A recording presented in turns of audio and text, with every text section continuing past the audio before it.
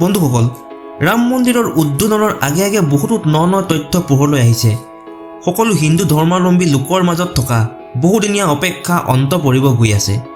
তাৰ আগতে কিছু ন তথ্য আপোনালোকলৈ আগবঢ়াইছোঁ।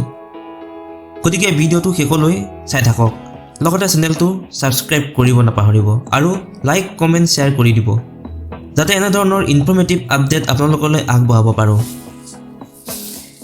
বেগুচৰাইৰ পৰা অযোধ্যালৈ ৰাম মন্দিৰৰ পূজা অৰ্চনাৰ বাবে জ্বলোৱা চাকি আৰু বহুতো খাদ্য সামগ্ৰী প্ৰেৰণ কৰাৰ এটা খবৰ পোহৰলৈ আহিছে। বেগুচৰাইৰ এখন দুগ্ধ কাৰখানাই 300 টিন ঘিউ, দৈ আৰু 51টা ফুলৰ বাকচ প্ৰেৰণ কৰিছে। অতি ধুমধামেৰে সকলো সামগ্ৰী ডেইৰীৰে সজাই থোৱা ট্ৰাক এখনত অযোধ্যালৈ প্ৰেৰণ কৰা হৈছে। এই সময়ত বিজেপিৰ বিধায়ক, বিশ্ব হিন্দু পৰিষদৰ লগতে বহু লোক উপস্থিত থাকে। অযোধ্যাক কেৱল পূজাস্থলী হিচাপে নহয়, প্ৰাচীন বিশ্বাস আৰু আধুনিকতা বিজ্ঞানৰ সংমিশ্ৰণ হিচাপে এটা মন্দিৰৰ উত্থান ঘটিছে। আধুনিক অভিযান্ত্ৰিকতাৰ এক আশ্চৰ্য মন্দিৰটো কেৱল আটাইতকৈ শক্তিশালী ভূমিকম্প আৰু বানপানী সহ্য কৰিব পৰাকৈ নহয়, বৰঞ্চ সহস্ৰাব্দলৈকে সহ্য কৰিব পৰাকৈ ডিজাইন কৰা হৈছে।